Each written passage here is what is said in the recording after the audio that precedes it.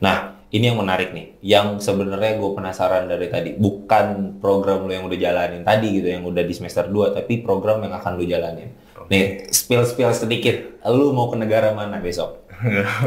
Gue bakal ke Korea. Waduh, habis dari Rusia ke Korea. Iya. Nah, gue dengar-dengar ini bukan sekedar program internasional, tapi dapat beasiswa juga dari pemerintah sana. Ya, puji Tuhan dapat beasiswa juga. Berapa jumlah yang dapat beasiswa itu? Di satu Indonesia 2.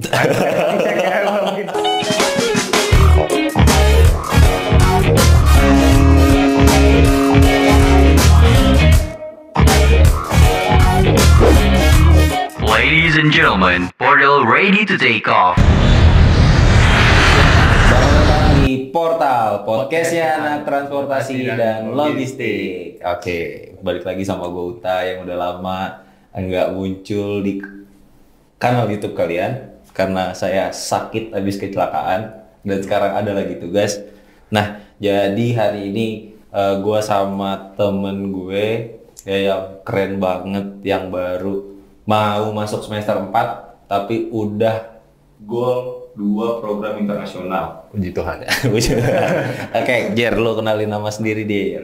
Oke, perkenalin teman-teman, nama gue Jeremy. Gue dari kelas Inter, angkatan 21, gue ngambil manajemen logistik. Nah, oke. Jadi Jeremy ini masuk ke kelas internasional. Nah, sebelum jauh-jauh ke program internasional yang udah lu lakuin dan akan lu lakuin nanti, coba deh lu ceritain sedikit mengenai gimana sih cara lu masuk ke ITL, karena kan lu juga salah satu penerima beasiswa yang jalurnya beda nih sama gue. Oke. Gitu kan, jalur lu jauh lebih ngeri lah gitu. Ya, coba Jer jelasin Jer. Oke, teman-teman. Jadi kalau gue tuh kan beasiswa 100%. Kebetulan sebelum gue fokus banget di akademik, gue tuh dulu atlet badminton. Jadi dulu emang kerjanya tanding kesana kesini, dan ya puji Tuhan dapat beberapa prestasi lah yang bisa buat masuk ke sini. Ya tadi gue bilang udah pernah tanding nasional dan internasional sekali. Nah, gitu. Jadi berarti kan jalur beasiswanya khusus untuk atlet bulu tangkis ya. Ya. Gitu. Yang juga kita juga punya banyak atlet internasional ini juga yang ada di ITL. Nah, jadi Jeremy ini ikut beasiswa bulu tangkis. Nah, gara-gara dulu emang atlet bulu tangkis. Nah, sekarang ini kan udah masuk kelas internasional nih. Mungkin teman-teman mau bingung juga nih, beda kelas internasional tuh sama kelas-kelas yang reguler tuh apa sih gitu kan? Apakah kelasnya pakai bahasa Inggris full atau gimana? Atau teman-teman yang lain bisa campur kelasnya sama orang-orang internasional juga yang lain atau gimana tuh Jer? Jadi kalau kelas internasional tuh emang kayaknya kalau didengar tuh emang agak lebih serem. Iya, benar. Tapi itu emang tujuannya tuh biar kita welcome, karena kan kita punya banyak program-program internasional. Jadi bukan anak ITL doang tuh bang yang dikirim, tapi luar negeri juga banyak kirim ke kita. Oh gitu. Kebetulan tuh kalau di kelas gue ya yang di internasional ada anak dari Timor Leste. Jadi emang anak-anak internasional ke kelas kita dikirimnya. Oke, berarti kan internasional ini memang khususnya untuk di open ya, open untuk seluas-luasnya mahasiswa-mahasiswa mau yang dari luar belajar di Indo atau dari Indo yang mau belajar di luar. Benar. Nah, kan tadi kita sempat ngobrol tipis-tipis lah ya mengenai lu tuh dari semester berapa? Semester 2 ya? Semester 2. Semester 2 itu udah ikut program internasional juga. Iya. Tuh, itu program internasional apa tuh Jer kalau boleh tahu? Jadi kalau gue tuh programnya udah pernah di USURT guys. Itu dari Rusia. Jadi dia itu ke railway transport bang. Jadi kita tuh kemarin programnya nggak lama-lama sih, cuma sekitar 2 bulan lah. 2 bulan. Kita belajar tuh banyak banget tentang planning, routing, supply chain kayak gitu. Wah, harusnya tuh kita kemarin offline, tapi ya tau lah lagi COVID lagi kan. COVID ya, benar. Jadi dari semester 2 pun kita udah bisa ikut program-program internasional ya? Iya benar. Nah, selain itu tuh yang lu tahu ada program-program apa aja sih yang bisa diikutin di semester-semester awal? Sebenarnya kalau program kita kan banyak banget ya bang. Ada joint program, ada double degree, ada summer school, ya kayak gue nanti nih ada juga ya credit exchange gitu. Tapi kalau misalnya yang setahu gue tuh dari awal banget emang bisanya tuh yang summer school sama joint program. Oke. Ya kan itu udah jalan tadi tuh 2 bulan walaupun online tapi kan tetap ilmunya dapet ya.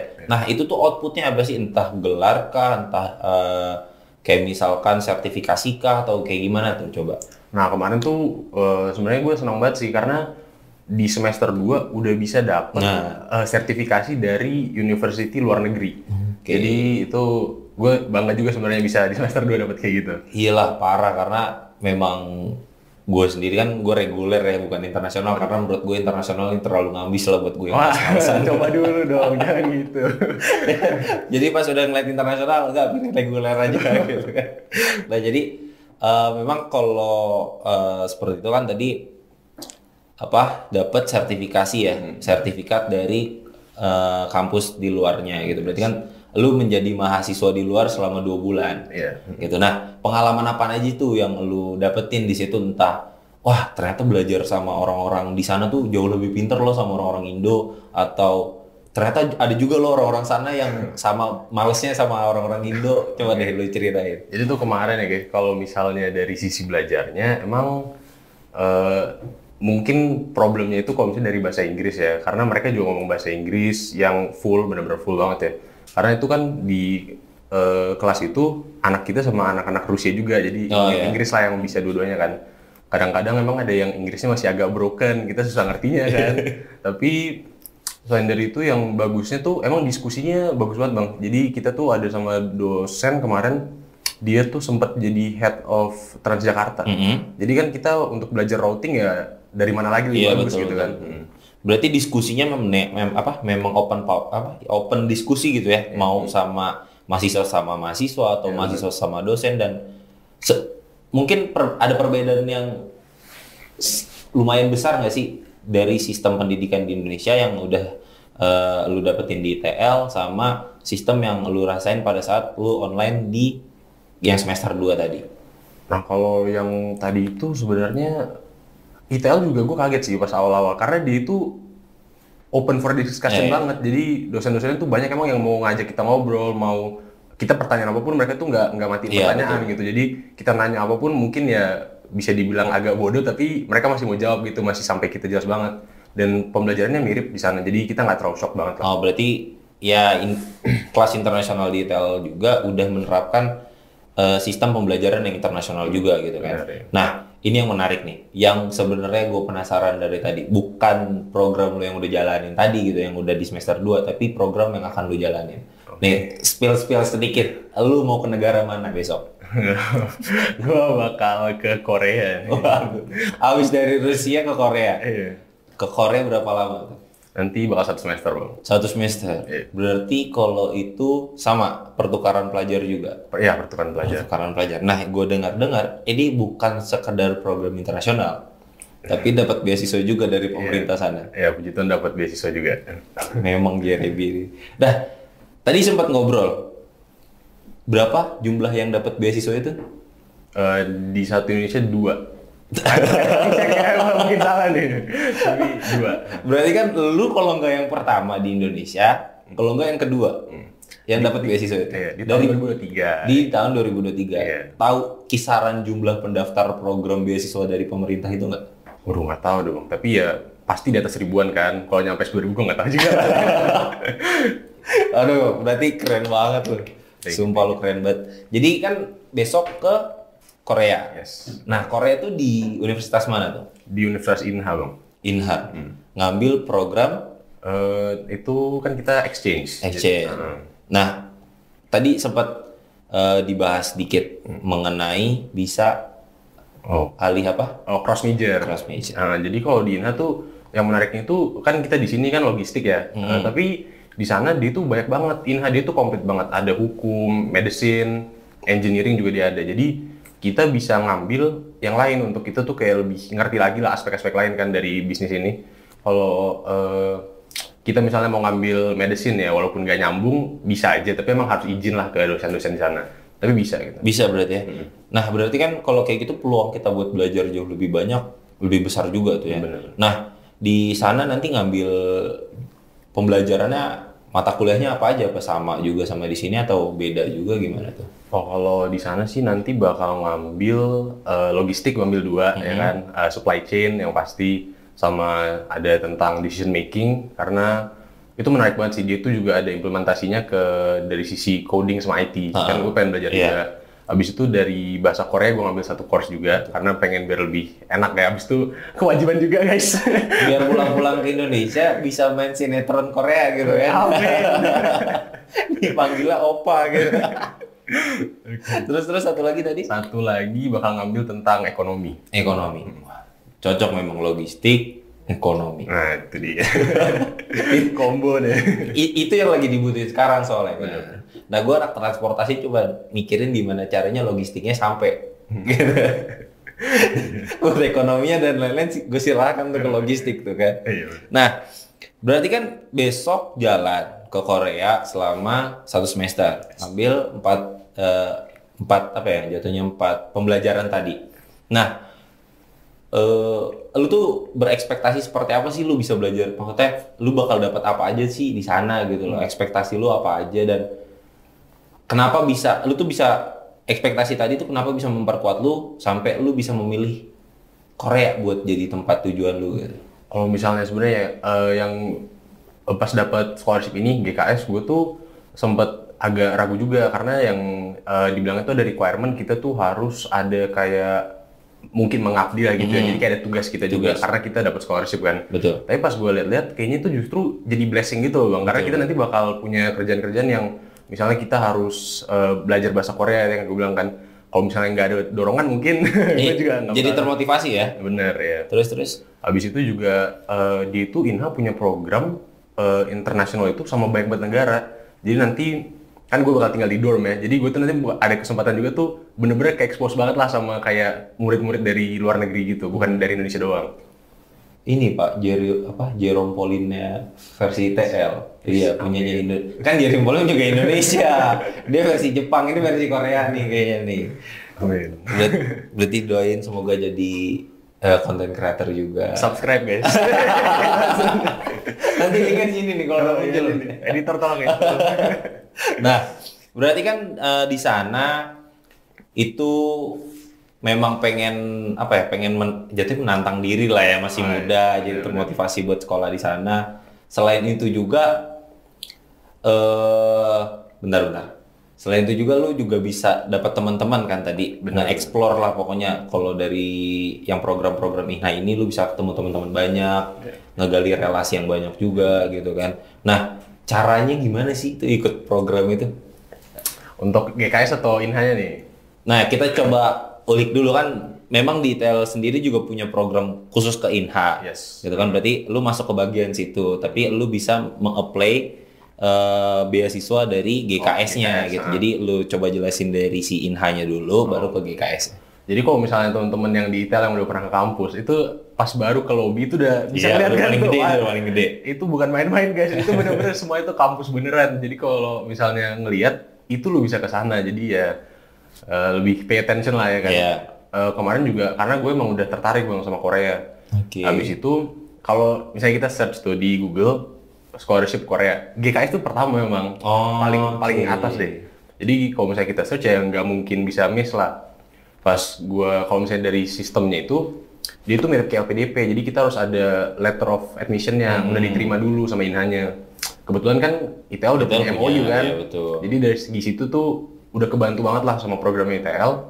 Gue tinggal ngebuktiin aja kalau gue tuh layak dapet GKS-nya ke pemerintah mereka gitu aja. Berarti memang harus selesai secara administrasi dulu dari ITL ke INHA-nya, diterima di INHA, baru ajukan beasiswanya ke GKS. GKS. Bisa dicontoh itu teman-teman. Nanti doain kalau gue bisa gue ikutan. Nah terus kan di sana berangkat kapan tuh?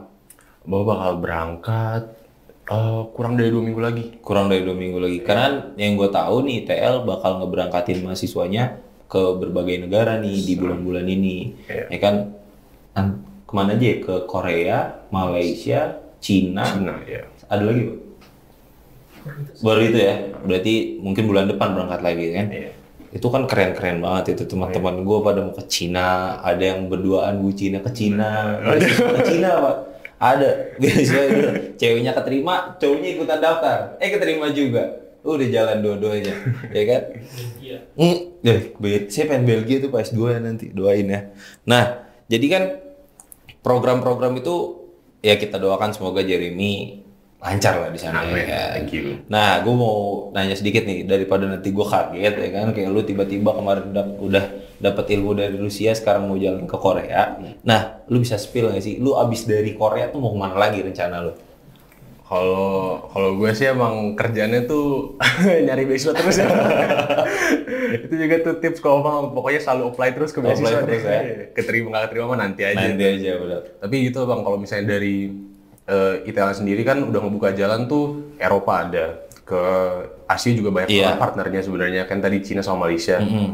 Mungkin setelah Inha dari Korea, kalau nggak kedua tadi ya, kalau ya semoga dapat beasiswa full line lagi ya, gue kasih itu lah ke yang dapat itu, misalnya ke Amerika atau kemana ya nggak tahu lah. Oke, pokoknya lu mau dapat kemana aja kita doain. Amin. Nah, ini yang paling penting nih Jar.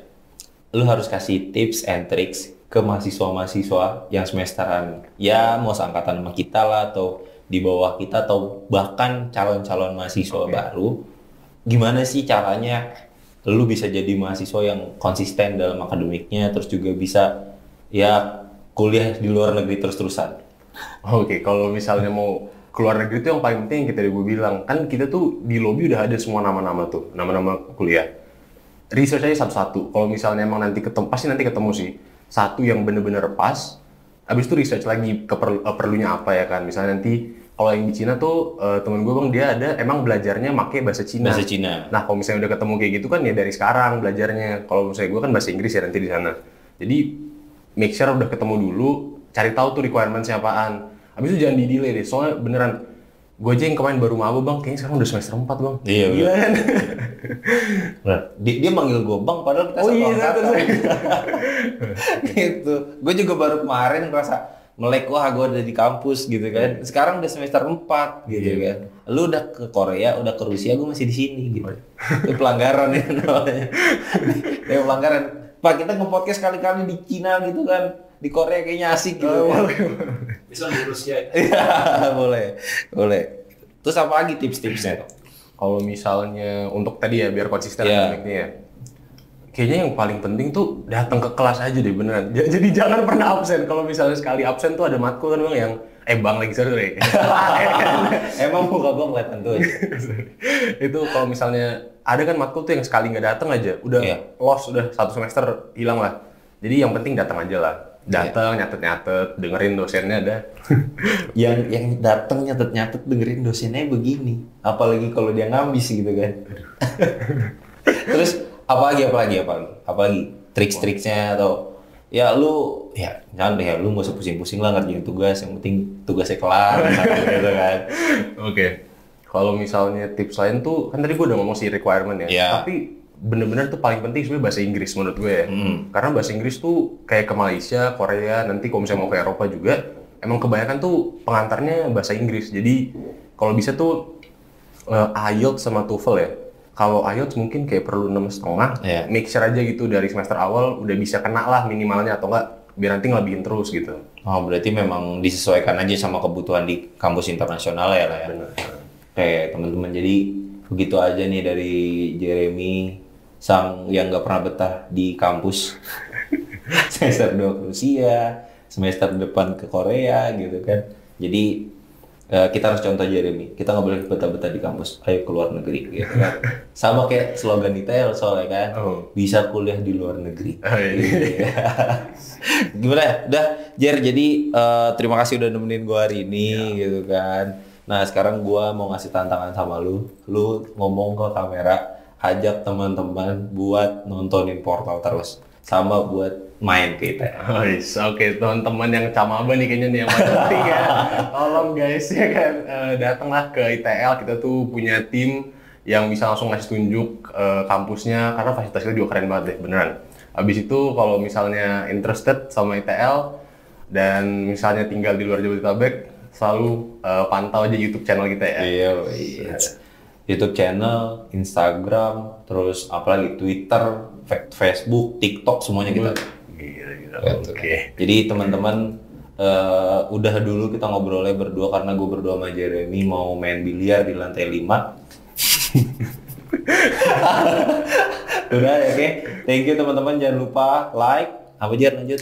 subscribe, and komen. Balik-balik. Oke, jadi thank you teman-teman, bye bye.